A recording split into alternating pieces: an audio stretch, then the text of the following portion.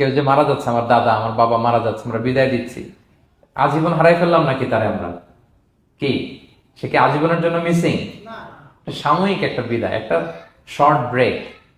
ওনার অস্তিত্বের এই নশ্বর দুনিয়া থেকে ওনার অস্তিত্বের সাময়িক একটা বিদায়, কিন্তু পরবর্তী দুনিয়ায় তিনি কিন্তু আবার অনন্ত জীবন লাভ করবেন। তার মানে শারীরিক একটা মৃত্যু হচ্ছে, তার রুহের কোনো মৃত্যু নেই, হয় আইলিনে নয় সিজ্জিনে। ঠিক কিনা বলেন? আমাদের রুহগুলো কিন্তু মরে না, এটা আল্লাহর অর্ডারে ঢুকেছে, আল্লাহর অর্ডারে বের হয়, হয় আইলিনে নয় সিজ্জিনে। বিশ্বাসীদের রুহগুলো আইলিনে থাকে, আমাদের রুহগুলো যেন সেখানে থাকে, আমরা আল্লাহর কাছে কামনা করি, আমরা পড়ি আমিন।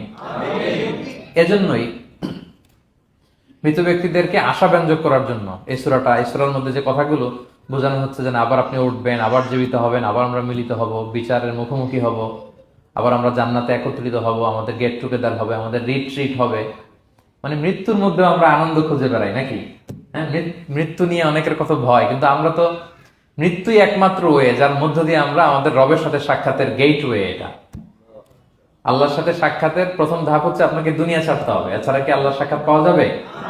যাবে না। এজন্য মৃত ব্যক্তির সামনে আল্লাহর হাবিব সাল্লাল্লাহু আলাইহি ওয়াসাল্লাম রাহমাতুল লিল আলামিন মুহাম্মদ রাসূলুল্লাহ সাল্লাল্লাহু আলাইহি ওয়াসাল্লাম তিনি সূরা ইয়াসিন তেলাওয়াত করতে বলেছেন।